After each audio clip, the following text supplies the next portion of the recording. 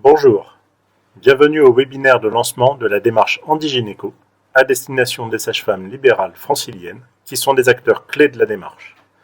Nous accueillons ainsi avec grand plaisir Madame Isabelle Derédinger, présidente du Conseil national de l'Ordre des sages-femmes. Pour vous guider au long de cette présentation, interviendront le Dr Catherine Requignot de l'ARS Île-de-France, Madame Derédinger, Frédéric Perrotte, sage-femme référente Handigynéco, et moi-même, Benjamin Voué, chef de projet Handigynéco pour Vive3 Île-de-France. Après une introduction par le Dr Requignot et Madame Derédinger, nous présenterons les origines de la démarche Handigynéco, l'évolution de son déploiement régional en Île-de-France et comment vous pourrez, en tant que sage-femme, y contribuer. Et nous finirons par la présentation de ressources très utiles par Coactis Santé. Docteur Requignot, je vous laisse maintenant la parole après cette brève introduction. Merci Benjamin. Donc, je suis donc en effet médecin, Catherine Requignot. Je suis conseiller médicale à la direction de l'autonomie, donc de l'Agence régionale de santé Île-de-France, et à l'origine, en effet, de ce projet, qui s'appelle maintenant désormais la démarche Handigynéco, mais qui à l'origine, et je vais vous en dire quelques mots, était une expérimentation que nous avons menée en région Île-de-France. Donc aujourd'hui, c'est une étape importante puisque, et nous y reviendrons, c'est un déploiement très très large des actions qui ont été menées, donc en région Île-de-France et au-delà, dans les autres régions, que ce soit en Normandie et très très bientôt en France entière. Donc c'est un vrai programme pour lequel, en effet, nous avons besoin de vous. C'est un projet, et je vais passer très vite la parole à Madame Derédinger, c'est un projet qui rentre dans un cadre très particulier de l'ARS Île-de-France, qui est un programme d'action pour améliorer l'accès aux soins des personnes en situation de handicap. Et tout naturellement, peut-être parce que je suis aussi une fille, je me suis très très vite penchée sur la santé gynécologique des femmes en situation de handicap et leur parcours en soins, et qui est apparu très très insuffisant. Donc c'est la raison pour laquelle nous avons mené depuis 2016-2017 un programme pour répondre à ces besoins qui n'étaient pas couverts. Comme nous nous intéressons par ailleurs à la santé orale des personnes en situation de handicap. Voilà. Mais d'ores et déjà, Madame Derédinger, tous mes remerciements, parce que vous êtes un acteur clé aux côtés, en tant que représentante de l'Ordre national des sages-femmes, un acteur clé de la réussite de la démarche Handigynéco, que ce soit bien sûr dans notre région, dans les autres régions en France, car sans vous, sans vos professionnels et les sages-femmes, que ce soit hommes et femmes, nous ne pourrons pas mener ce projet à terme. Je vous passe la parole, car vous souhaitiez, je vous remercie d'être présente, vous souhaitiez dire quelques mots sur l'intérêt, bien sûr, l'ampleur et l'intérêt de ce projet à court, moyen et long terme pour vous, pour les sages-femmes, mais aussi pour les personnes en situation de handicap. Merci beaucoup, merci Catherine. D'abord, merci à tous d'être présents. Déjà, nous sommes nombreux, c'est un signal positif. Je pense d'ores et déjà pour l'avenir et pour le déploiement, la généralisation d'Handigynéco sur Île-de-France. Je voulais bien sûr tous vous remercier Benjamin, remercier ma consoeur aussi, Frédéric, qui est présente et qui anime ces séances de formation auprès de mes consoeurs et de mes confrères. Pourquoi l'ordre est présent et pourquoi l'ordre s'engage? C'est relativement simple, ça part d'un constat. Le constat que dans le champ des inégalités sociales et territoriales, les premières victimes, ce sont nos concitoyennes, ce sont les femmes, et particulièrement les femmes en situation de handicap. Donc pour nous, c'est une évidence que l'Ordre national des sages-femmes soit attaché à la santé des femmes ainsi qu'aux droits des femmes, et notamment dans le champ du handicap. Il m'était important de rappeler que nous avons formulé un plaidoyer qui s'appuie d'ailleurs sur vos travaux. Ce plaidoyer a été le fil conducteur que nous avons développé au cours de la campagne électorale présidentielle. Et ce plaidoyer s'appelle la campagne Santé pour toutes. Et il a comme objectif en lumière les difficultés d'accès aux soins des femmes. Et surtout, il a comme objectif de convaincre les politiques d'en faire une priorité de santé publique. Et j'espère bien que nous y arriverons. C'est aussi pour moi l'occasion de rappeler que nous sommes inspirés de vos premiers travaux qui datent de 2016 et que vous présenterez tout à l'heure, visant à recenser, ou plutôt la faiblesse de l'offre de soins plus que l'offre de soins des femmes en situation de handicap. Et nous avons précisé dans le livre blanc qui a été rédigé par les instances représentatives de la profession que malheureusement, c'est 42% des femmes en situation de handicap qui n'ont pas accès à la gynécologie de prévention. Donc, nous pouvons considérer véritablement qu'il s'agit d'un drame français. C'est donc une évidence, effectivement, d'être présent aujourd'hui pour rappeler notre soutien et notre engagement dans le dispositif. Et je voulais tout particulièrement, alors non pas oublier les autres acteurs de la santé des femmes et les mettre de côté, mais m'adresser à mes consoeurs et mes confrères. Je sais qu'il y a des confrères qui sont présents là. D'abord pour les rassurer sur le niveau de compétence que nous possédons si vous souhaitez vous engager dans le dispositif de généralisation. Pourquoi ? Parce que c'est un dispositif qui mobilise déjà nos compétences acquises et que nous mettons à disposition des citoyennes, j'ai envie de dire, auprès de 3 dimensions. La première qui est la dimension du soin en gynécologie obstétricale, qui mobilise déjà nos compétences scientifiques, techniques, médicales et bien sûr nos compétences relationnelles qui sont présentes. La deuxième chose, c'est une mobilisation aussi d'un champ d'expertise qui est celui de l'éducation à la vie affective et sexuelle, qui est nécessaire à tous les âges de la vie, à tous les moments de la vie, et qui est très ancré, d'ailleurs, vous l'avez souligné, et vous le soulignerez tout à l'heure dans le dispositif anti-gynéco. Et un troisième champ d'expertise que nous mobilisons au quotidien, c'est celui de la lutte contre les violences sexistes et de la lutte contre les violences faites aux femmes. Donc cet ancrage, il est déjà présent dans nos pratiques professionnelles, et ces compétences qui sont acquises et qui sont présentes et que nous mettons à disposition des citoyennes permettent et vous permettront d'aborder plus sereinement et de façon opérationnelle les consultations de gynécologie pour les femmes en situation de handicap. Car il est aussi important de rappeler que si le handicap est un frein à l'accès aux soins, il ne constitue pour autant aucunement un frein à une prise en charge gynécologique adaptée et je tiens à le souligner, bienveillante pour les patientes concernées. J'espère que vous serez amenés à intervenir dans la logique de gradation des soins qui est le dispositif anti-gynéco, puisque vous n'êtes pas seul et vous ne serez pas seul pour ceux qui vont s'engager. Vous vous inscrivez dans un parcours de soins qui est coordonné. On a de la chance de pouvoir parler de parcours de soins coordonnés dans une vision actuellement un peu dégradée de notre système de santé. Anti-gynéco s'appuie justement sur une gradation des soins et non sur une vision dégradée du système de santé. Vous ne serez pas seul et pas isolé, aussi bien dans vos interventions auprès des patientes que dans vos interventions dans les établissements médico-sociaux.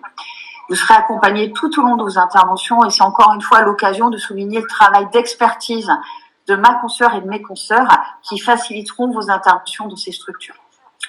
Et je vais quasiment m'interrompre là, mais j'avais envie de terminer mes propos et de conclure en précisant que certes, ce n'est plus du tout l'objet de présenter des vœux pour l'année 2023, pour autant.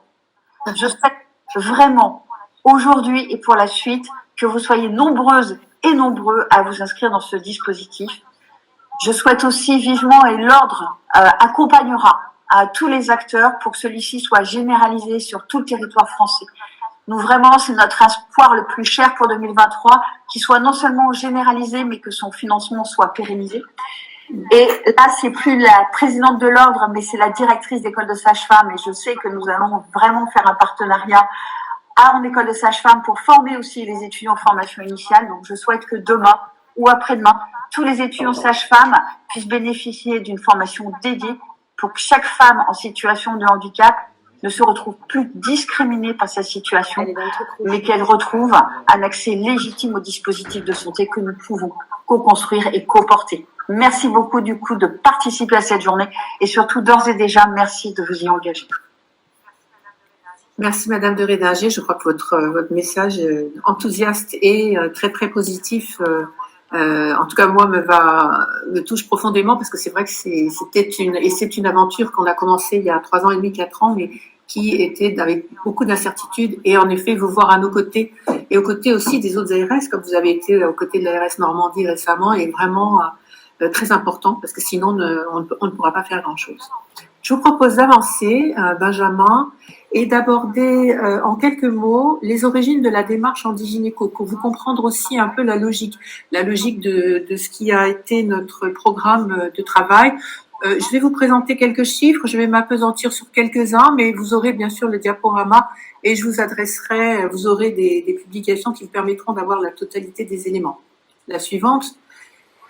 Aux origines de la démarche, Handigynéco, qui vous apparaît en violet, donc qui va être déployé entre 2023 et 2026, remontons dans le temps, en 2016-2017, et ça a été une saisine du directeur de l'autonomie de l'époque, M. Marc Bourquin, qui m'a dit en arrivant, il faut que tu mettes en place un programme pour améliorer l'accès aux soins des personnes en situation de handicap, comme je vous l'ai dit.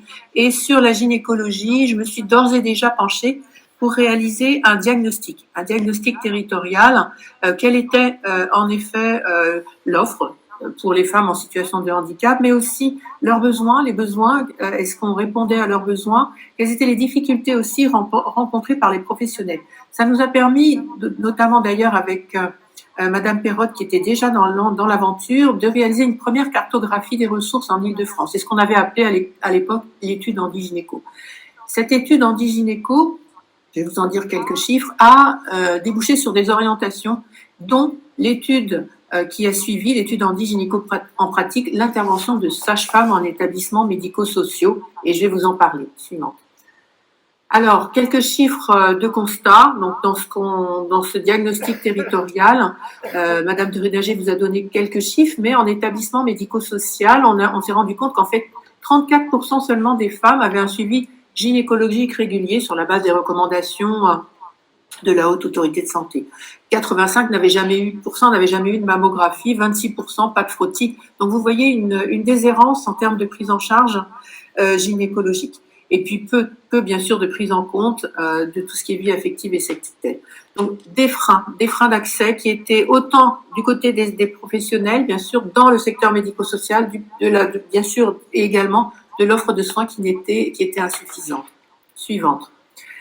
Dans ce cadre-là, et c'est vrai que c'était un comité scientifique, on avait voulu le faire en partage avec des professionnels du secteur sanitaire, des gynécologues, des sages-femmes, des cadres de santé. On a émis des recommandations. La première, c'était bien sûr l'information. L'accessibilité sur l'information concernant l'offre disponible. Et là, on a du chemin encore à faire, et c'est ce qui attend aussi Benjamin dans le cadre du redémarrage de cette démarche, pouvoir avoir et afficher pour tous, partager et accessible pour tous une cartographie des ressources pour le parcours gynécologique des femmes en situation de handicap.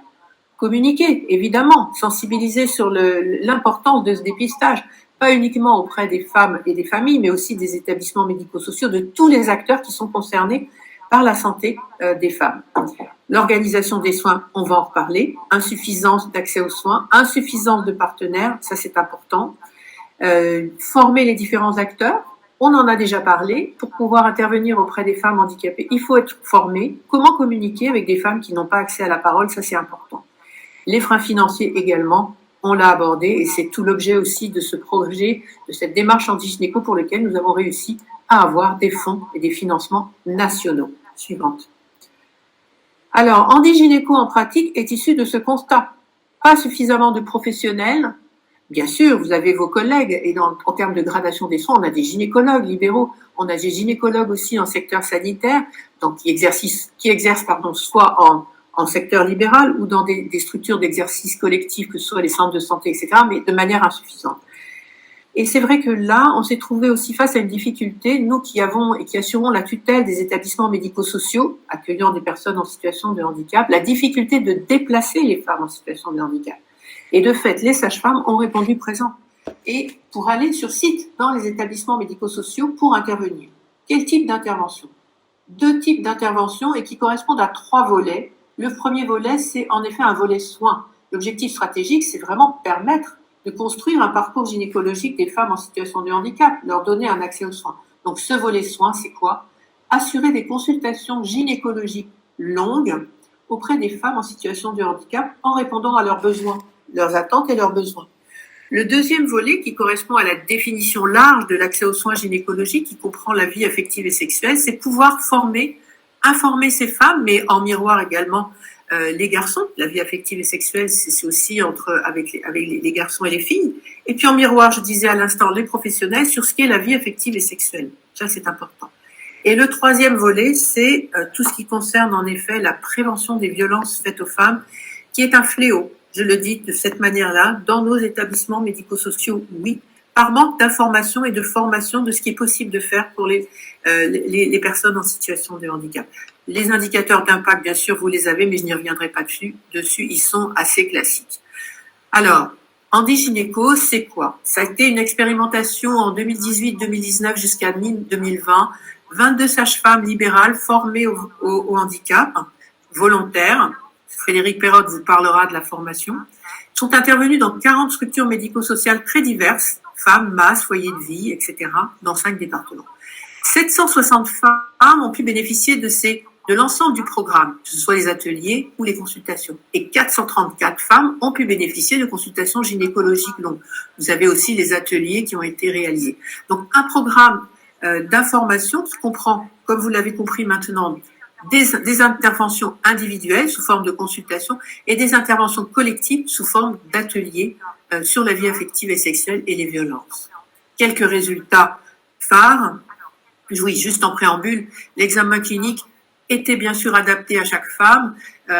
On a également dû répondre à des interrogations de la part des professionnels. Un examen gynécologique, ce n'est pas systématiquement la pose d'un spéculum. Non, un examen gynécologique, ça pouvait être, qui était adapté, soit une consultation blanche qui permet de répondre à la familiarisation, bien sûr, de chaque femme sur ce qu'est la vie affective, le corps, l'anatomie, une mise en confiance, ça permet de libérer la parole, notamment pour le recueil des violences, un examen à minima, vous voyez ce qu'est un examen à minima, ou un examen plus complet pour celles qui avaient une vie affective et une vie sexuelle, et ça c'était important de pouvoir rattraper le manque de suivi gynécologique aussi de ces femmes par les examens complets.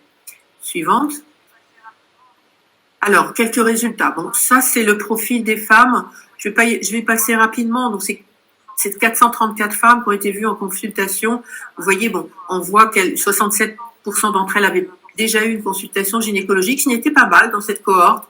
28%, un tiers avaient eu des rapports sexuels, ce qui est peu. On avait toutes sortes de types de handicap. Handicap intellectuel, polyhandicap, d'autres types de handicap, autistes également. Donc, vous voyez, ça dépend aussi des populations.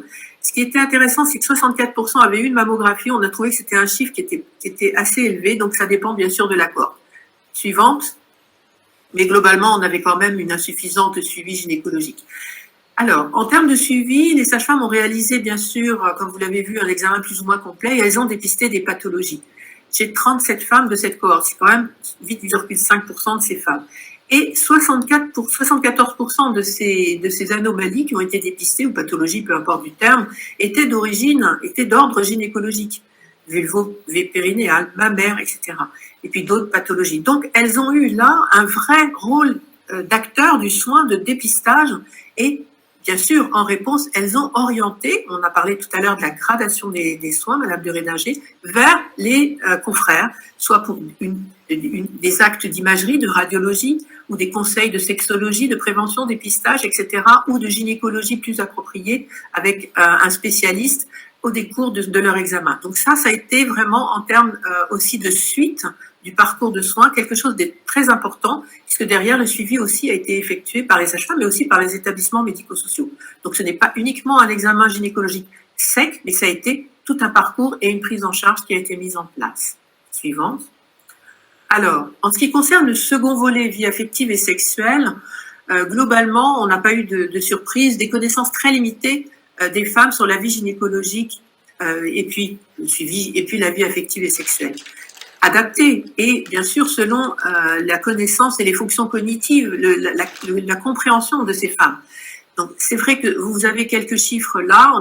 On a premièrement adressé un questionnaire à toutes les femmes et puis celles qu'on avait vues, qui ont été vues en consultation, on leur a posé les mêmes questions. Vous avez quelques chiffres, je vais en commenter quelques-uns qui sera sur les consultations. 43%, la moitié désirent un suivi gynécologique, dépistage, prévention. Elles veulent aussi une information, que ce soit toutes les femmes, elles veulent une information sur la vie affective et sexuelle. Mais globalement, elles connaissent pas, elles savent pas, et ça c'était sur les chiffres du haut, qu'est-ce que c'est un préservatif, à quoi ça sert, une contraception, à quoi ça sert. Donc il y a vraiment un chemin à faire pour les les conseiller, les informer, leur corps. Regardez, 48% ne connaissent pas les différentes parties de leur corps, ce qui était assez étonnant. Donc c'est étonnant, mais oui et non. Donc là, on a vraiment un rôle à jouer et les sages-femmes ont un vrai rôle d'information à jouer auprès de cette population. Suivant, Benjamin. Alors, les violences. Le troisième volet sur les violences, c'était vraiment un volet important qui rentrait dans le plan violence faite aux femmes, donc en 2018-2019, que les agences régionales devaient mettre en place pour répondre à ce plan national. Donc, évidemment, le protocole des violences n'induisait pas ces violences. On a fait très très attention, mais néanmoins, dans les questionnaires, on a identifié des cas de violence. 111 femmes, donc parmi les 354 de la cohorte, dont 25% ont déclaré des violences. Et vous voyez les types de violences sur cette diapositive, physique, sexuelle, verbale, physique en milieu familial ou en milieu institutionnel.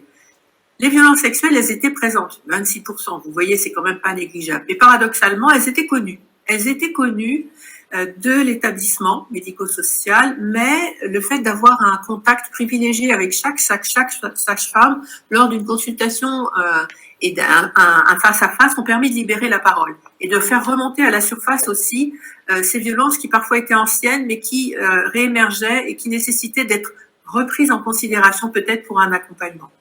En rouge, on vous a mis surtout là le rôle, là où les sages-femmes ont été très, entre guillemets, bien sûr, le mot n'est pas péjoratif, utile, parce qu'elles ont permis de mettre en exergue et de révéler des violences qui n'étaient pas du tout connues de la part des familles et surtout de l'institution. Et là, elles ont permis de mettre en place un accompagnement et une réaction de la part des établissements par rapport à ce que les femmes ont fait remonter. Et puis 21 femmes ont demandé un accompagnement et qui ont été pris en considération. Vous voyez donc quand même un sujet important. Suivante. Alors, qu'en est-il des professionnels? Et c'était l'intérêt aussi, et c'est tout l'intérêt de ce programme, c'est que la sage-femme, c'est un seul et même interlocuteur qui s'adresse aux professionnels, mais également aux personnes en situation de handicap. Et de fait, elles ont pu aussi comprendre quels étaient les desiderata et les demandes de formation des professionnels. Globalement, en miroir des personnes handicapées, aussi un manque de formation. Et là, on voit bien, je ne vais peut-être pas commenter tous ces chiffres, mais on a un besoin de formation, un besoin de compréhension également de ce qui est possible de faire sur la vie affective et sexuelle, ce que je peux, le mot n'est pas là, mais autoriser ou comprendre. Et puis, par contre, sur les violences, des professionnels qui sont, qui demandent de l'aide, entre guillemets. Ils ne savent pas comment se comporter, vers qui me tourner. Quand je constate de l'aide, j'ai vu qu'il y avait une violence, mais vers qui je puisse me tourner pour pouvoir prendre en compte ces violences. Donc là aussi, un rôle aussi important sur les relais. Et la cartographie dont je parlais tout à l'heure est importante parce que ces relais sur le territoire, en cas de violence avérée, de plaintes, etc., sont importantes pour les sages-femmes à connaître. Suivant. Donc, en conclusion, avant de repasser la parole à Benjamin, on a quand même des actions, et c'est la raison pour laquelle ce programme a été retenu, parce que ce soit la méthodologie où les actions qui ont été menées ont permis de comprendre et de dégager des résultats qui sont probants, qui nous permettent de dire on est utile à quelque chose, et surtout l'intervention des sages-femmes est très utile. Elle a permis de combler l'insuffisance de suivi gynécologique. Oui, chez 25% des femmes vues en consultation, ça a été quand même un bénéfice qui doit perdurer dans le temps. Des pathologies méconnues, oui, donc ça c'est très important également. On passe la main derrière, mais on a dépisté des pathologies qui jusqu'alors étaient ignorées. Détecter des violences également, et surtout comprendre l'importance de cette information pour cette vie affective et sexuelle, comprendre ce qui se passe. Là, on n'a pas parlé, bien sûr, mais il y a aussi tout ce qui est consentement à un acte, à une vie affective, etc., entre un homme et une femme, qu'ils soient handicapés ou non, tout ça, c'est important, et accompagner les professionnels. Donc, l'intervention des sages-femmes, oui, dans le cadre de ce qui nous intéresse, nous, sur le suivi gynécologique des femmes en situation de handicap, c'est un énorme plus et une énorme brique qui vient combler ce déficit pour cette population en déshérence de suivi gynécologique. Et nous, l'objet de cette démarche, c'est en effet de construire l'avenir de demain, un parcours gynécologique à court, moyen et long terme, avec en effet bien sûr tous les autres acteurs du parcours gynécologique que sont les gynécologues et les autres acteurs qui nous concernent aussi sur la vie affective et sexuelle. Voilà ce que je voulais vous dire sur ce panorama de handigynéco en pratique, dont les conclusions et les résultats ont permis donc de déclencher la démarche handigynéco. Maintenant, on ne parle plus d'handigynéco en pratique, on parle de la démarche handigynéco, dont Benjamin va vous décrire maintenant les prochaines étapes. Qu'est-ce qui nous attend pour le déploiement en région Île-de-France de cette démarche handigynéco qui redémarre bien sûr très prochainement. Merci beaucoup pour cette présentation très complète. Donc, à partir de maintenant, Frédéric Perrotte, que vous connaissez pour certaines, et moi-même, qui formons l'équipe handigynéco Île-de-France, allons vous présenter ce déploiement en région. En effet, comme déjà mentionné par le docteur Equinio, les experts et les autorités de tutelle ont confirmé que la méthodologie, les actions et les résultats de l'expérimentation en handigynéco en pratique étaient suffisamment probants, suffisamment solides pour être déployés dorénavant sur tout le territoire, et ce, région par région. Les principes qui soutiennent la démarche handigynéco ont ainsi été inscrits dans la feuille de route de la stratégie nationale santé sexuelle, et plus précisément dans sa déclinaison en approche populationnelle, avec pour objectif d'améliorer l'éducation à la sexualité et la prise en charge gynécologique des personnes handicapées quand elles sont accueillies en établissements médico-sociaux. Cette approche, elle répond également aux objectifs de la circulaire du 5 juillet 2021, qui sont de promouvoir le respect de l'intimité et des droits sexuels des personnes en situation de handicap accompagnées en établissement, mais aussi de lutter contre les violences. Ce déploiement national, qui est soutenu par le Conseil interministériel du handicap et piloté en région par les agences régionales de santé, a en conséquence commencé en 2022 dans 3 régions, la Normandie, l'Île-de-France, pour ce qui nous concerne aujourd'hui, et la Bretagne, et concernera toutes les autres régions à partir de 2023. Alors, comment se déroule ce déploiement dans chaque région? Il commence d'abord par la sélection des sages-femmes libérales qui sont volontaires, et c'est important, pour participer à la démarche. C'est la phase qui nous intéresse directement aujourd'hui. Ensuite vient la formation aux spécificités des handicaps, puis, pour faire un appariement entre sages-femmes et établissements, l'identification de ces établissements qui pourront vous accueillir une fois que vous serez formés. Tout ceci est organisé dans une démarche projet, avec un chef de projet par région, et je remplis moi-même cette mission pour l'Île-de-France. Mon rôle est ainsi d'animer, d'accompagner et d'organiser vos interventions en établissement, mais aussi d'accompagner ces établissements afin de faciliter les interventions. C'est également de vous aider à repérer les ressources en professionnels sur votre territoire d'intervention qui pourront vous aider à construire un parcours de soins dans une logique de gradation de ces soins et pour favoriser un accès aux acteurs spécialisés pour chacune des thématiques poursuivies. Pour finir, nous partagerons une boîte à outils qui appuiera l'ensemble des acteurs dans leurs activités. Qu'est-ce que tout cela représente pour l'Île-de-France ? Entre 2023 et 2026, soit sur 4 ans, nous prévoyons de former 77 nouvelles sages-femmes, sachant qu'une vingtaine a déjà suivi la formation depuis 2018. Pour celles qui seront formées, vous pourrez intervenir dans les 232 établissements médicalisés franciliens présélectionnés, majoritairement des foyers d'accueil médicalisés et des maisons d'accueil spécialisées. Vous pourrez réaliser au sein de ces établissements des consultations longues, on en a déjà parlé, en aller vers, au bénéfice d'environ 2600 femmes handicapées, à raison d'une consultation par an. Ces consultations qui prennent, on le sait, plus de temps donc, que les consultations classiques, qui nécessitent des déplacements en structure, feront l'objet, bien sûr, d'une valorisation financière dont on reparlera tout à l'heure. Enfin, les sages-femmes animeront dans ces établissements des ateliers collectifs de sensibilisation et d'information sur les thématiques vie affective et sexuelle, prévention des violences faites aux femmes. Les personnes, femmes et hommes, le docteur Equinio l'a bien mentionné tout à l'heure, qui sont accueillis en établissement, ainsi que les professionnels d'accompagnement, car c'est vraiment primordial de toucher le plus de monde possible, bénéficieront de ces quelques 2000 ateliers. Vous serez pour toutes ces actions accompagnées par Vive 3 Île-de-France, qui contribue activement au projet Handigynéco depuis 2016, depuis l'étude Handigynéco, notamment au travers du SAPPH, le service d'accompagnement à la parentalité pour personnes handicapées. VIV3, pour ceux qui ne connaissent pas encore, c'est une entité qui regroupe les unions régionales qui gèrent les activités à caractère sanitaire et social du groupe mutualiste VIV. Pour l'Île-de-France, ça représente 53 établissements répartis entre 4 pôles métiers, dont le pôle soins et handicap qui va gérer le projet Handigynéco. Comment est-ce que tout cela s'organise en pratique ? Frédéric et moi, donc, formons cette équipe projet Handigynéco pour le compte de VIV3 Île-de-France et allons être présents à vos côtés ces 4 prochaines années pour organiser la démarche et vous mettre en relation, vous, sages-femmes, et les établissements médico-sociaux sélectionnés pour la réalisation des consultations et des ateliers. Nous vous accompagnerons dans le cadre d'une convention qui nous permettra notamment de régler ces interventions, mais aussi de mettre à votre disposition tous les moyens nécessaires à la réalisation de ces activités. Nous serons également en relation de proximité avec les établissements qui vont, eux, s'engager dans la démarche par l'intermédiaire d'une charte.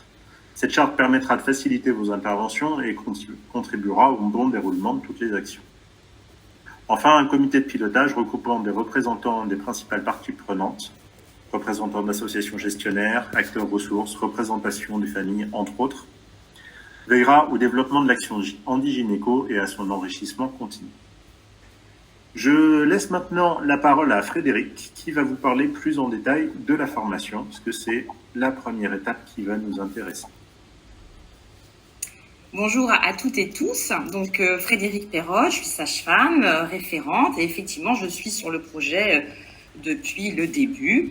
Et on a donc travaillé sur cette formation des sages-femmes spécifique pour vous accompagner. Et ma mission, c'est de participer à cette formation, de l'animer. C'est évidemment d'être un contact privilégié pour vous avant, pendant et après cette démarche Handigynéco et de collaborer avec Benjamin pour la suite des événements. Cette formation, elle s'intitule « Pratique de la consultation gynécologique et animation d'ateliers sur la vie affective, sexuelle auprès de femmes en situation de handicap ». Elle est animée par des intervenants experts qui vont être soit en situation de handicap, soit dans des associations aussi de personnes en situation de handicap, par un psychologue Olivier Couder qui connaît extrêmement bien le champ du handicap et par moi-même. Elle est destinée aux sages-femmes libérales qui font former au suivi gynécologique. C'est un prérequis. L'idée, c'est de pas revenir sur ce qu'on peut faire en suivi gynécologique et ce qu'on doit faire. Ça, c'est su avant la formation. Il y aura 3 jours consécutifs en présentiel dans le 14e à l'Institut Paris-Brune, 3 sessions prévues en 2023, 3 sessions prévues en 2024, avec un maximum de 15 personnes pour que ce soit interactif. Parce que si on fait une formation comme ça, avec il y a des jeux de rôle, on peut pas faire une formation avec trop de personnes, ça n'a aucun intérêt. Donc on se limite pour l'instant effectivement à 15 personnes par session. Elle est organisée par l'Institut de formation Alvéis et elle sera pour le coup prise en compte par l'ARS dans le cadre de la convention que vous signez si vous vous engagez dans cette démarche. Les prochaines sessions, vous pouvez dès à présent les noter pour vous inscrire le 17, le 18 et le 19 avril 2023. Les objectifs. On va développer des nouvelles compétences professionnelles, mais avec évidemment des choses, comme vous l'avez déjà entendu depuis le début par Madame de Rédinger et Madame Riquignot, des choses qu'on connaît déjà en tant que sage-femme. Évidemment, on ne repart pas de zéro, au contraire. Et c'est pour ça que les sages-femmes ont toute leur place dans ce parcours d'ailleurs. Par contre, on va apprendre des choses, ou en tout cas, on va consolider des choses sur les spécificités du handicap. Comment on réalise une consultation chez une femme en situation de handicap, quel que soit son handicap. Et là, on échange des pratiques professionnelles, parce qu'il y a des sages-femmes qui savent déjà faire des choses aussi. On intègre ça dans sa pratique, dans un parcours de soins, dans une logique de gradation des soins, ce qu'on fait aussi déjà. Quand on ne sait pas, qu'on se pose des questions, eh bien, on appelle un ami, parce qu'évidemment qu'on n'est pas tout seul dans ce parcours-là, pour n'importe quelle patiente d'ailleurs.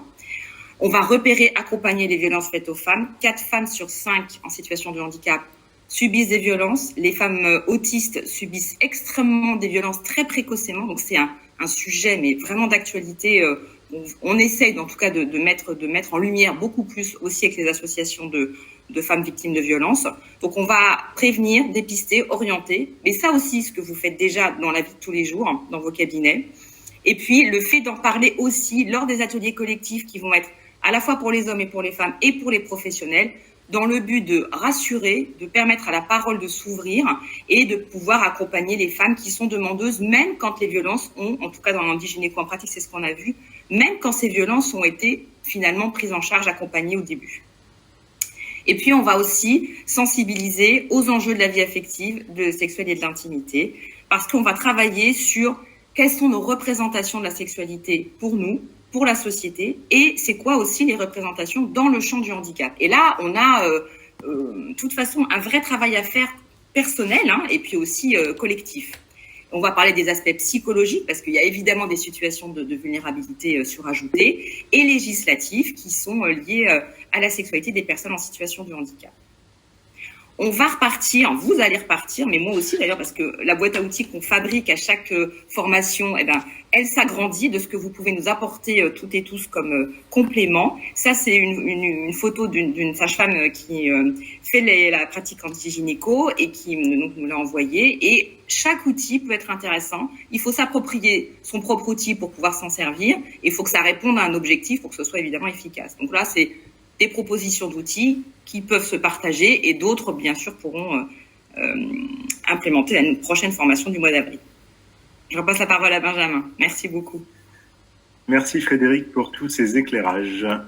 Alors, une fois formé, vous pourrez participer activement à la démarche handigynéco. Qu'est-ce que ça veut dire concrètement pour chacune? Donc, chaque sage-femme volontaire sera mise en relation avec environ 3 établissements et suivront en moyenne 34 femmes qui y résident, à raison d'une consultation par an. Elle pourra y réaliser également 4 ateliers collectifs à destination des professionnels et plusieurs ateliers à destination des personnes handicapées en fonction du nombre de personnes hébergées. Ceci représente une activité d'environ 1 à 2 demi-journées par mois, en moyenne. Pour compenser ce temps passé en structure plutôt qu'en cabinet, ces modalités d'intervention sont spécifiquement rémunérées. Chaque consultation, qui est bien sûr payée sur les bases de tarification de la sécurité sociale, pour la consultation en elle-même, mais aussi tous les actes complémentaires qui pourront être exécutés, est abondée de 52 €. Et ce, dans la limite des 4 consultations par femme suivies pendant la période. En ce qui concerne les ateliers, ils sont également rémunérés à hauteur de 50 € de l'heure, 2 heures pour les personnes hébergées, 3 heures pour les professionnels. Alors tout ceci est régi par une convention qui unit la sage-femme à VIF3 et cette convention sera de 2 ans renouvelable. Je vais maintenant vous présenter étape par étape le déroulé des événements. D'aujourd'hui à, si vous vous engagez dans la démarche, votre première consultation en établissement. Donc les sages-femmes volontaires peuvent dès maintenant se porter candidates à cette démarche en remplissant un formulaire dont vous avez le lien en bas de la diapo et que nous vous communiquerons également à l'issue. Une fois cette inscription faite, Frédéric et moi prendrons contact avec vous pour faire connaissance et nous vous inscrirons à une session de formation si vous y êtes éligible. Avez la capacité de réaliser principalement du suivi gynécologique. Une fois formé, je vous proposerai une liste d'établissements dans lesquels vous pourrez intervenir et nous organiserons une rencontre avec les équipes de ces établissements. Lorsque toutes les conditions matérielles seront réunies, vous pourrez alors commencer les consultations et les ateliers. Au fur et à mesure de vos interventions et des besoins identifiés, vous pourrez vous appuyer sur un écosystème d'acteurs et de ressources qui répondront aux besoins de chacun des 3 volets. Dans une logique de gradation de soins, nous pourrons mobiliser par territoire d'intervention des professionnels qui sont aptes à recevoir des personnes en situation de handicap sur différents champs. Sur les volets vie affective et sexuelle et violences faites aux femmes, des centres de ressources et des associations spécialisées, que vous connaissez probablement déjà pour certains, pour contribuer à enrichir les réponses qui seront apportées aux personnes en fonction de leurs problématiques et accompagner des situations particulières. Un exemple de ces centres de ressources, qui commence à être bien connu de tous car précurseur dans le domaine, c'est la plateforme Intim'Agir Île-de-France, portée par le CREAI Île-de-France. C'est un point d'entrée unique pour les thématiques de la vie affective et sexuelle, de la parentalité et des violences faites aux femmes. Thématiques qui nous intéressent toutes dans le cadre d'Handigynéco. Sa vocation est de soutenir l'ensemble des intervenants dans le champ du handicap et de promouvoir l'autodétermination des personnes handicapées. Comment est-ce qu'on peut mobiliser cette plateforme? Une permanence téléphonique est disponible et des événements réguliers pourront être mis à profit dans le cadre de cette démarche. À ce propos, d'ailleurs, un webinaire Sexualité et handicap est organisé la semaine prochaine, vendredi 24 février, de 13h à 14h. N'hésitez pas à vous y inscrire. Les acteurs partenaires du centre de ressources pourront donc, une fois sollicités, étayer l'action ou prendre le relais en fonction des problématiques à traiter. Les points de contact sont présentés ici. Vous pourrez les retrouver dans cette présentation que nous vous diffuserons à l'issue du webinaire. D'autres ressources pratiques que vous utilisez peut-être déjà dans votre activité professionnelle seront exposées pendant la formation et vous accompagneront dans ces nouvelles activités. Deux d'entre elles, Santé BD et HandiConnect, ont depuis plusieurs années trouvé une place de choix dans le champ du handicap et ont été étendues aux thématiques qui nous intéressent assez récemment. Je vais donc maintenant laisser la parole à Anne-Charlotte Dambre, directrice de projet chez Coactis Santé, qui va vous les présenter. Anne-Charlotte, à vous. Oui, bonjour à toutes et tous. Merci beaucoup pour cette invitation. Donc, je représente l'association Coactis Santé qui développe des outils concrets pour faciliter l'accès aux soins des personnes en situation de handicap.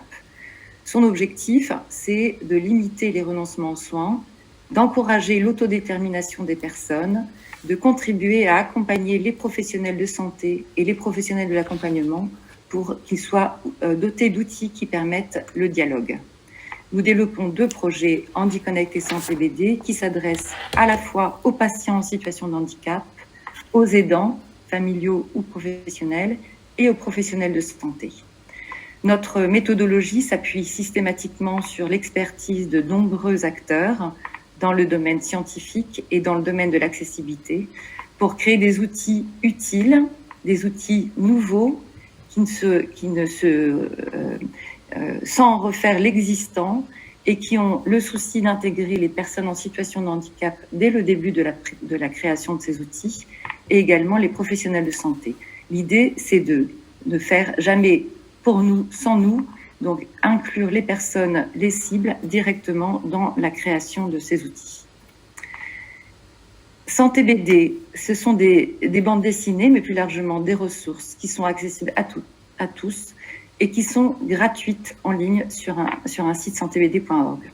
On s'appuie sur une méthodologie spécifique avec l'écriture de scénarios simples et fiables conçus avec des experts scientifiques. Pour chaque thématique, un groupe de travail est constitué d'experts de ce domaine au niveau médical et d'experts du handicap. Nous nous appuyons sur le facile à lire et à comprendre, donc un sujet, un verbe, un complément. Et toutes ces phrases sont illustrées pour que les personnes non lectrices soient capables de comprendre les messages de santé, les messages de prévention. Et pour aller plus loin, nous avons le souci que les personnes puissent aussi choisir un personnage. Donc nous développons 8 personnages pour chacune de nos ressources, des enfants, des adultes, des personnes en fauteuil roulant, pour que les personnes puissent s'approprier le mieux possible les outils qu'ils vont utiliser. Comme je vous disais, donc nous appuyons sur des experts scientifiques et systématiquement, les contenus sont validés à la fois par des professionnels qui agissent dans le milieu hospitalier ou dans le milieu libéral, et puis des personnes qui travaillent particulièrement avec des personnes en situation de handicap. En matière de vie affective et sexuelle, nous avons développé plusieurs ressources. Notamment, nous avons commencé par des bandes dessinées sur la puberté. Puberté, je change dans mon corps, je change dans ma tête. Bien entendu, ces ressources peuvent être utilisées également pour des personnes adultes, puisque nous abordons beaucoup de sujets, à la fois des sujets sur la connaissance du corps, l'évolution du corps, l'hygiène corporelle pour les filles, pour les garçons. À chaque fois, c'est toujours décliné en version femme, version homme. Nous abordons également les sujets sur le consentement, sur le respect, sur le désir.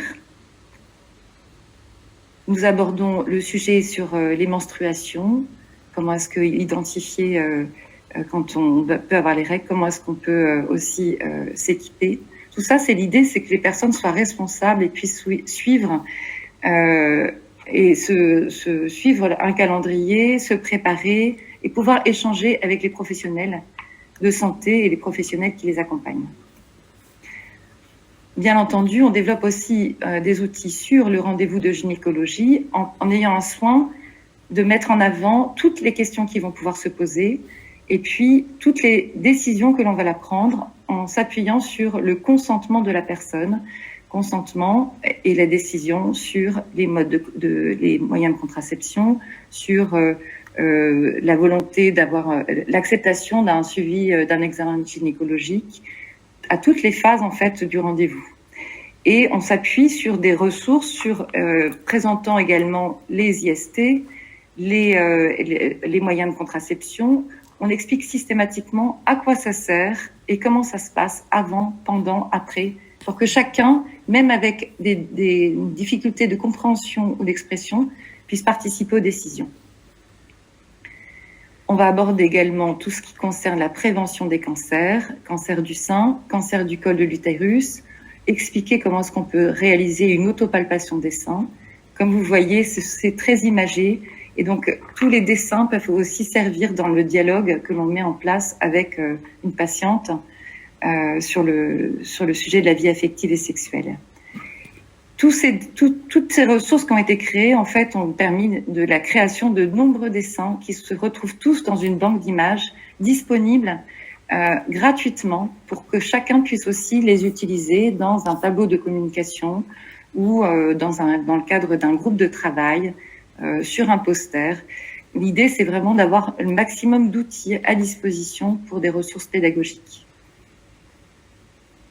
Vous trouvez également des vidéos qui peuvent permettre d'expliquer, par exemple, la mammographie. Le texte est lent, en falque, et systématiquement, vous avez des écritures qui permettent de suivre le déroulement. Il faut savoir que Santé BD crée 10 nouveaux thèmes par an, et en matière de vie affective et sexuelle, plusieurs bandes dessinées sur la maltraitance vont être mises en ligne prochainement, ainsi que une bande dessinée sur les relations affectives, amicales et intimes, axée vraiment sur le consentement. Nous avons également le projet de créer des BD sur la ménopause et sur le suivi de différents cancers. Complètement complémentaire à Santé BD, handyconnect.fr a été créé pour les professionnels de santé, avec les professionnels de santé, pour mieux accueillir des patients en situation de handicap. Sur le sujet de la vie affective et sexuelle, l'idée, c'est vraiment de rappeler quelles sont les situations, quel est le contexte, et combattre les idées reçues pour que chaque patiente puisse avoir un suivi gynécologique. HandyConnect s'appuie sur plusieurs ressources et notamment des fiches conseils, un annuaire de formation, et chacun peut avoir aussi la possibilité de poser des questions pour avoir accès à une expertise. En moins de 7 jours, vous avez la possibilité d'avoir des réponses sur des questions spécifiques par rapport à l'accompagnement des personnes en situation de handicap. Voilà, on rappelle aussi quelques données et des idées reçues. On va passer, parce que ça a été déjà évoqué précédemment. Donc, plusieurs fiches conseils, notamment sur le suivi gynécologique des femmes en situation de handicap, les violences faites aux femmes, comment les repérer, comment passer le relais aussi en cas de suivi gynécologique lorsqu'il y a besoin de s'orienter vers des lieux d'accueil spécifiques, et puis un certain nombre d'outils pratiques. Tous ces fiches conseils donnent des conseils sur le savoir-faire, le savoir-être, pour vraiment mettre le professionnel de santé dans des conditions de sérénité et pour pouvoir être attentif à toutes les points de vigilance en fonction des types de handicap. Tous les signes d'alerte et de repérage, être capable de faire des dépistages et des diagnostics adaptés. Vous y trouvez plusieurs outils, par exemple, comme une checklist au moment de la prise de rendez-vous qui permet d'identifier et qu'il y ait une préparation en amont du rendez-vous pour que le professionnel de santé ne soit pas démuni quand il accueille la patiente, ainsi qu'un autodiagnostic rapide. L'idée, c'est vraiment d'accompagner les professionnels et les patients avant, pendant et après le rendez-vous. Je vous invite aussi à regarder cette vidéo de Dr Perrine Arnoux qui explique toute la démarche d'habituation aux soins nécessaire pour des personnes avec des handicaps assez complexes. Voilà, on a aussi des fiches sur les repères juridiques qui permettent en fait à chaque personne d'être informée de ce à quoi elle a droit et puis comment est-ce qu'on arrive à recueillir le consentement des personnes, même avec des difficultés de communication. Et là, pareil, la méthodologie d'HandiConnect s'appuie systématiquement sur un groupe de travail experte à la fois sur le sujet de la santé sexuelle et l'accompagnement de personnes en situation de handicap et des personnes en situation de handicap étant particulièrement expertes, notamment sur l'identification des violences, pour que ces outils servent vraiment dans toutes les situations. Voilà, et nos outils sont gratuits grâce en fait au soutien d'un certain nombre de partenaires et à la diffusion qu'ils en font dans tous les réseaux. Ils sont encore trop peu connus et donc chacun peut les faire connaître de façon à ce que le maximum de femmes en situation de handicap puissent aussi bénéficier de soins de qualité et puissent se préparer au rendez-vous avec tous les éléments dont elles ont besoin. Merci beaucoup pour votre attention. Merci beaucoup Anne-Charlotte. On va revenir quelques instants sur la démarche HandiGynéco en elle-même pour vous en présenter les prochaines étapes. Dès la fin de ce webinaire, aujourd'hui, les sages-femmes volontaires, comme je l'ai indiqué précédemment, pourront nous adresser leur candidature à la démarche via le formulaire et après la formation, pourront démarrer les interventions. Donc, la formation, la première session ayant lieu mi-avril, on peut anticiper un début d'intervention à partir du mois de mai 2023. En parallèle de ce processus, les sages-femmes qui ont déjà été formées dans le cadre de HandiGynéco en pratique vont d'ores et déjà reprendre ou continuer leurs interventions en établissement sous couvert de la nouvelle convention HandiGynéco avec les financements spécifiques. Les prochaines formations auront lieu à des dates à définir en 2023-2024. Pour rappel, c'est environ 15 sages-femmes, entre 12 et 15 sages-femmes par session de formation. Donc il peut y avoir une petite liste d'attente en fonction du nombre de personnes inscrites. Merci à toutes et à tous pour votre attention. Voici maintenant venu le temps des questions et des remarques. Et Audrey Jacquinet, directrice du pôle soins et handicap à Vivefroid Île-de-France, qui donc héberge le projet HandiGynéco, a collecté vos contributions tout au long de la présentation et nous les transmet maintenant. Merci Audrey. Merci Benjamin. Je crois qu'effectivement le docteur Requigno et Frédéric Perrotte ont eu le temps de répondre à un certain nombre de questions que j'ai recueillies effectivement tout au long, mais comme ça nous permettra aussi de les centraliser et peut-être de vous les renvoyer à toutes et à toutes celles et à tous ceux qui n'ont pas pu participer à ce webinaire. Il restait une dernière question qui a été posée a priori à 2 reprises. Anaïs qui nous a posé la question de savoir si la démarche HandiGynéco était accessible aux sages-femmes territoriales. Madame Requigno a répondu, travaillant en centre de santé, mais je vais vous laisser préciser effectivement votre réponse.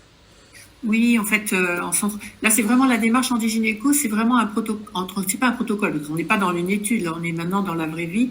C'est une démarche particulière qui est basée sur l'intervention de sages-femmes libérales dans des structures médico-sociales. Donc, comme j'ai écrit, dans une démarche d'aller vers. Donc, on est vraiment sur site, au cœur des établissements médico-sociaux.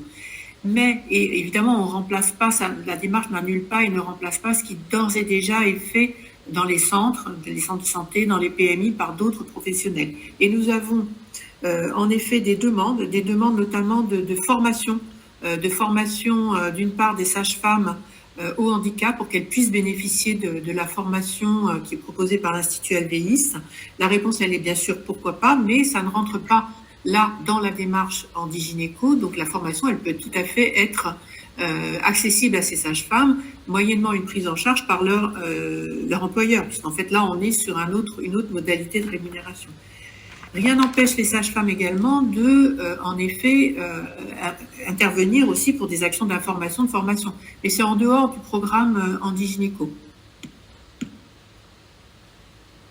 Merci. Il y a eu effectivement également deux bonnes nouvelles, puisqu'il y a une personne en région PACA qui est très intéressée pour suivre la formation et mettre en place. Donc, le docteur Requigno, comme nous l'a expliqué tout à l'heure, la démarche est nationale, donc elle va très prochainement se déployer dans les autres régions. Et puis, une personne qui a été formée en région Île-de-France et qui va aller s'installer prochainement en Nouvelle-Aquitaine. Je pense également que le contact sera très précieux pour déployer la démarche en Nouvelle-Aquitaine. Voilà, donc on conserve et puis on transmettra bien entendu par l'intermédiaire du docteur Requigno auprès de ses confrères au moment du lancement de la démarche. Nous avons également des établissements qui sont très intéressés par la démarche et qui travaillent déjà sur ces projets d'accès aux soins et de déploiement d'ateliers. Donc n'hésitez pas à contacter Benjamin effectivement, ou le docteur Requigno qui pourra vous accompagner et vous donner un petit peu peut-être des pistes ou différentes actions pour déployer vos projets dans les établissements. Et puis certainement que l'établissement sera touché par la démarche Handigynéco si vous le souhaitez. Alors, Audrey, juste une précision, et pour vous tous, comment ont été sélectionnés les établissements médico-sociaux qui sont concernés? Ça a été une décision nationale, en l'occurrence, c'était, je crois, oui, même Sophie Cluzel à l'époque. On s'est focalisé sur les établissements médicalisés de type femmes et masses, contrairement à l'étude Handigynéco qui avait concerné aussi des IME et puis des foyers de vie, foyers d'hébergement. Donc, femmes, masse. Donc, en fait, tous les établissements médico-sociaux concernés dans les 8 départements ont été listés. Donc, moi, je les ai listés, on les connaît, puisqu'on a les listes des établissements médico-sociaux de type femmes et masse. Donc, ceux du 7-7, là, je vois la question de Clémentine. Oui, dans tous les établissements de ce type-là, femmes et masse. Alors, attention, avec une marge de manœuvre que nous a laissé le national, c'est sur un même site. Et là, par exemple, je me tourne vers Madame Cousin qui nous a rejoint, qui représente APUI, le gestionnaire APUI, Avenir APUI. Sur son site, il y a femmes, masse, IME, il y a aussi un foyer de vie, foyer d'hébergement. Dans la mesure du possible, nous avons, nous, ARS, une marge de manœuvre qui nous permet de proposer la démarche c'est toujours pareil, une logique d'enveloppe budgétaire, de poser la démarche aussi aux personnes en situation de handicap qui le nécessiteraient, qui pourraient bénéficier de cette démarche sur le même site, que ce soit sous forme d'atelier ou de consultation gynécologique. Donc on a une marge de manœuvre. Mais malheureusement, on n'envisage pas d'étendre la démarche. J'anticipe une question. Dans les foyers de vie, foyers d'hébergement, pour les professionnels, les personnes qui sont en ESAT, etc. Non, là, c'était vraiment une démarche très, très particulière pour répondre aux besoins des femmes qui vraiment en ont plus besoin en termes de suivi gynécologique. Voilà. Audrey, il y avait aussi une question sur le reste à charge. Oui. Le reste à charge, c'est une bonne question du 9-2, oui, c'est ça. Oui, lors de l'intervention des sages-femmes dans les établissements médico-sociaux, en fonction des actes et donc de la cotation des actes qui vont être effectués pour une personne donnée. Évidemment, il faut regarder quelle est la prise en charge et notamment si la personne bénéficie d'une mutuelle. Donc ça fait partie des éléments d'organisation que Benjamin et la sage-femme vont devoir appréhender avec chaque établissement médico-social pour un usager donné. Évidemment, que le reste à charge ne soit pas conséquent pour la personne en situation de handicap. Et ça se fera naturellement. Ça fait partie des aspects organisationnels. Tout à fait. On avait également là une dernière question qui vient d'apparaître concernant qui va solliciter les établissements. Est-ce que c'est l'ARS? Donc là, c'est pleinement le rôle de Benjamin, bien entendu, soutenu par l'ARS. Mais effectivement, on va battre le rappel auprès des établissements, se faire connaître. C'était aujourd'hui un premier un premier lancement de cette démarche, mais on va aller solliciter les établissements pour leur parler ou leur reparler de la démarche. Et bien entendu, on se tournera rapidement vers le foyer Clémentine qui semble très intéressé par la démarche. Donc, on vous note. Voilà. On avait également une question sur la formation. Pour celles qui ont déjà suivi la formation, donc la formation a déjà eu lieu en 2018. Aujourd'hui, c'est effectivement le même contenu de la formation, hein, Frédéric, c'est ce que vous avez reprécisé. Oui, j'ai répondu pour Héloïse qui a participé effectivement. Oui, les sages-femmes qui sont déjà formées, qui ont déjà participé à la démarche et qui ont été formées en mars 2022, bien sûr qu'elles peuvent réintégrer la démarche, le parcours là sans aucun problème, sans refaire la formation. Donc là, c'est ces fameuses sages-femmes qui vont pouvoir démarrer dans le calendrier que vous a présenté Benjamin en mars et pas après la formation du mois d'avril. Ouais. Voilà, je pense que je n'ai pas oublié de questions. J'ai essayé de faire le tour normalement. Pas normalement, oui. On a répondu au fur et à mesure. On rédigera un mini question-réponse pour libeller ces questions et les partager avec tous, y compris ceux qui ne sont pas présents mais qui auraient souhaité participer, qu'on a invités. Donc c'est important en effet que tout le monde ait les réponses. Pour compléter, pour les établissements, en fait, les établissements vont rentrer dans la démarche petit à petit parce qu'en fait, certains sont prêts, d'autres ne seront moins prêts. C'est vrai que pour qu'il y ait une réussite et que les actions soient déployées, eh bien, il faut qu'il y ait un établissement qui soit moteur aussi, avec un référent qui puisse s'engager aux côtés de la sage-femme. Donc, tout ça, ce sont des aspects organisationnels très importants, mais que Benjamin va très, très bien expliquer aux établissements. C'est pas parce qu'on veut qu'on peut. Il faut aussi pouvoir accueillir les sages-femmes, avoir accès au dossier médical et que ce soit fluide pour que ça se passe bien et que les actions soient mises en place très, très rapidement. Mais tout ça, ça va se faire de manière naturelle, comme on l'avait fait d'ailleurs pour Andy Gynéco en pratique, à l'époque avec Sabrina Edili, qui était la première chef de projet. Et ça s'était très bien passé. Les établissements étaient rentrés petit à petit en fonction, bien sûr, de leur disponibilité. J'ai bien pris note des 2 noms d'établissements qui viennent de s'afficher. Et puis, bien entendu, on vous transmettra à l'issue de cette présentation le PowerPoint pour une diffusion un peu plus large.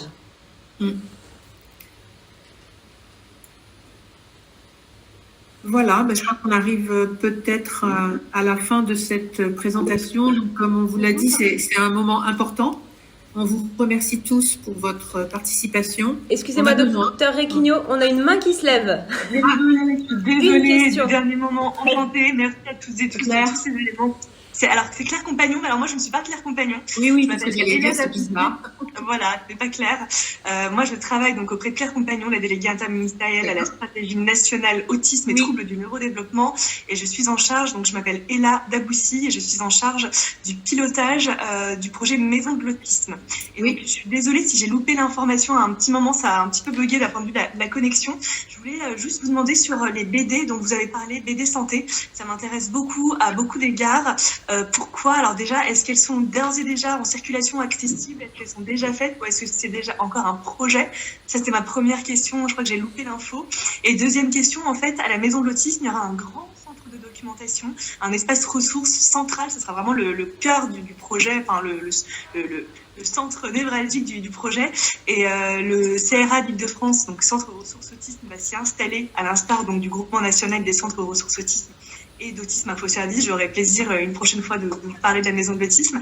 Et en fait, l'idée, j'aimerais beaucoup qu'on puisse avoir ces BD-là parce que franchement, elles sont d'intérêt général. Ça dépasse largement le champ de l'autisme et du handicap. Et je pense que lorsque même les fratries y ont accès, les jeunes femmes y ont accès, voilà, on a une jeune femme de 3e avec nous pour quelques jours. Elle me demandait de lui expliquer un petit peu l'intérêt de l'accès aux soins gynécologiques, etc. Donc vraiment, je pense que c'est d'intérêt général. Et on aimerait, voilà, j'aimerais savoir si on pourrait les avoir. Alors, je vais répondre. En fait, toutes les bandes dessinées qui ont été présentées sont en ligne sur le site santébd.org. On peut les visualiser et les télécharger et les imprimer soi-même. S'il y a besoin, sinon, de ressources imprimées spécifiques, c'est possible aussi de nous contacter pour voir comment est-ce qu'on peut s'organiser. Mais effectivement, vous pouvez d'ores et déjà les consulter en entier et venir au point. Merci beaucoup. Et une autre question, est-ce qu'elles sont accessibles dans les plannings familiaux ou ce type de structure, ces BD-là? Oui, elles sont diffusées dans pas mal de plannings familiaux, effectivement. D'accord. Très bien. Merci beaucoup de ces éléments. Avec plaisir. Alors moi, j'ai Madame Compagnon, accompagnement. Madame Compagnon, désolée, j'ai pas retenu votre nom de famille, désolée. Et en tout cas, Daboussi. oui, c'est une bonne nouvelle de cette maison de l'autisme. C'est vrai que si on n'oublie pas l'accès aux soins gynécologiques dans la maison de l'autisme, ce serait génial. Oui, au demeurant, j'ai fait alors là, on est encore en rewriting, on réécrit les contenus, etc., etc. On a une version bêta avec un site en maintenance. On est en train de prendre tous les retours des usagers sur la maison numérique de l'autisme parce qu'on a une maison physique à Aubervilliers, au métro Front Populaire, qui va ouvrir le 2 avril prochain, donc pour la journée mondiale de sensibilisation à l'autisme, et qui sera inaugurée par le président de la République a priori dans la foulée. Et la deuxième chose importante à retenir, je crois, que il y a un pendant numérique, donc une plateforme maison numérique en fait de l'autisme, et j'ai fait la demande là juste en vous écoutant justement que l'on renvoie vers le dispositif Handigynéco parce que c'est très très important qu'on puisse y renvoyer, donc ça sera fait. Voilà. Super, merci beaucoup. Et là, moi j'en profite, mais ce sera peut-être l'occasion en effet, puisque moi je travaille avec mes collègues sur la région Île-de-France qui sont en charge de l'autisme, de vous informer que les handiconsultes, puisque vous avez aussi des handiconsultes, des centres de consultation dédiés en soins somatiques. Nous en avons maintenant 6 en Île-de-France et ils vont être spécialisés pour accueillir des personnes autistes. Et la gynécologie fait partie de l'offre. Donc ce sera peut-être l'occasion d'un contact privilégié pour vous informer sur la cartographie en effet des ressources pour notre région, au-delà de Handigynéco, qui peuvent en effet très, très intéressants. Et puis pour finir, on a aussi... Ouais, on a le centre Intimagir, je ne sais pas si Lydie Gibet est encore là. On a un groupe de travail sur les violences faites aux femmes en situation de on est dans le même groupe. Voilà, je n'ai rien dit alors. Donc voilà. Donc on a pas mal de ressources. Lydie est là, je la vois, en effet, qui nous concerne tous pour les populations autistes, et la gynécologie est vraiment au cœur des besoins de ces femmes, et donc pour y répondre, on a quand même pas mal de ressources. Super, merci infiniment. Je vois dans le chat, je vais noter toutes les bonnes adresses. Merci beaucoup en tout cas de ces éléments. D'accord. Alors j'ai recopié dans la conversation l'adresse vers le formulaire d'inscription. Vous la retrouverez dans la présentation, et également si vous faites une petite recherche internet sur le site de l'ARS Île-de-France, il y a une page dédiée à la formation, qui n'a pas les bonnes dates suite là maintenant, mais qui va être mise à jour. Oui, elle va être mise à jour dans 24-48 heures, je pense. Donc plein d'endroits où nous retrouver. Je vous laisse le mot de la fin, Dr Requigno.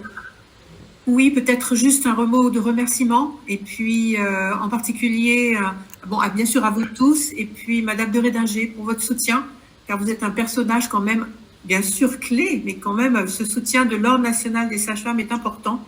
Mais et pour vous dire que nous travaillons aussi, nous avons travaillé dans ce souci de partage, de construction, et que nous ne sommes qu'une pierre aussi dans ce parcours. On est là vraiment un parcours pour construire l'offre de soins. Donc en fait, tous mes remerciements pour vraiment votre soutien. Et puis nous nous retrouverons en effet bientôt, au mois d'avril, chez vous, à Nantes, parce que la saisine et la prochaine pierre à cet édifice, c'est aussi former donc les futures sages-femmes, les élèves des écoles de maïeutique au handicap. Et là, on va tester donc ce module qui est issu de l'expérimentation et de la démarche Handigynéco auprès des élèves de votre école, pour peut-être le déployer plus largement ensuite dans les autres écoles. Donc vous voyez, c'est une aventure qui est des briques, c'est sous forme de briques qui se construisent progressivement. Et en tout cas, un grand merci pour votre soutien, et puis ces futures collaborations pour tous, donc dans cette démarche Handigynéco. En tout cas, à très bientôt.